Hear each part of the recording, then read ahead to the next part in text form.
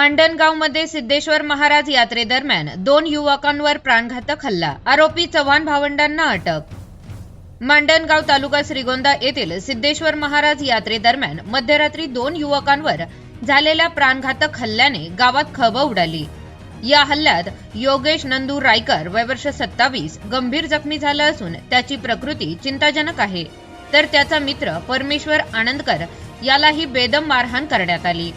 ही घटना दिनांक 5 सप्टेंबर रोजी रात्री 12:15 वाजण्याच्या सुमारास स्मशानभूमीजवळील शोभेची दारू कार्यक्रमादरम्यान घडली। किरकोळ धक्काबुक्कीच्या कारणावरून 6 जणांनी परमेश्वर आनंदकर याला मारहाण केली। त्यानंतर वाद शांत करण्यासाठी रात्री 1:15 वाजता झेंडा गेट चौकात गेलेल्या योगेश रायकरवर पुन्हा हल्ला करण्यात आला। यात साहिल मच्छिंद्र चव्हाण व पप्पू चव्हाण यांनी हातातील धारदार शस्त्राने योगेशच्या पाठीवर वार करून त्याला जीवे मारण्याचा प्रयत्न केल्याचे फिर्यादीत म्हटले आहे। नंतर आरोपींनी लाथाबुक्क्यांनी मारहाण केली। जखमी युवकास साईदीप हॉस्पिटल अहिल्यानगर येथे दाखल करण्यात आले असून त्याची प्रकृती चिंताजनक आहे। या प्रकरणी 6 जणांविरुद्ध श्रीगोंदा पोलिसात गुन्हा दाखल करण्यात आला आहे। माझं नाव परमेश्वर बाळासाहेब आनंदकर। मी सिद्धेश्वराच्या यात्रेनिमित्त पुण्यावरून घरी आलो होतो। यात्रेनिमित्त शोभेची दारूची ठेवलेली होती गावात, तर ती बघायला गेलो होतो। तर रात्री 12 वाजता शोभेची दारू संपली। त्यावेळेस काही पोरांनी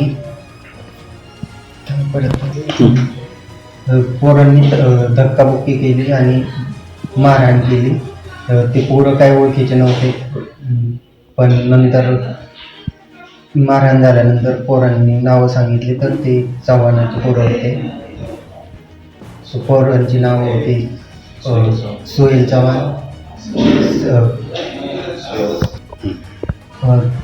नावापासून ते पोरांची नावं होती प्रशांत चव्हाण, पप्पू चव्हाण आणि त्याचे बंधू होते, म्हणजे चव्हाणाचे त्याची भाऊबंदी मधले पोरं होते।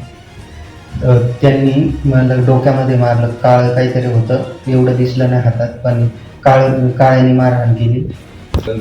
मी म्हणजे तिथं गेलो होतो, तर बघताना शोभेची दारू बघताना बायकोला दाखवायला व्हिडिओ कॉल केला होता। बायको पुण्यालाच होती, बरोबर आलेली नव्हती, तर मग तिला दाखवण्यासाठी व्हिडिओ कॉल करत पुढे गेलो होतो। तर त्यांचं काहीतरी झालं होतं तिथं, तर मी फोन ठेवल्यानंतर त्यांनी न विचारता डायरेक्टली मला मारहाण करायला सुरुवात केली। मी त्यांच्या हातात काहीतरी होते काळे हत्यार, त्याने मारलं आणि मारल्यानंतर मला काहीच समजलंच नाही, म्हणजे मला माहितीच नव्हतं की काय झालं, माहिती नाही। पण तिथालच्या जमावातल्या माणसांनी माझ्या मित्रांना फोन केला आणि त्यांनी मला दवाखान्यात घेऊन गेले आणि दवाखान्यात गेल्यानंतर चक्कर आल्यासारखं झालं आणि त्यानंतर मग मला आठवतच नाही पुढं काय झालं। पुण्याला राहतो, आता मागच्या 10 वर्षापासून मी पुण्यालाच आहे। पुण्याला IT कंपनीत जॉब करतोय।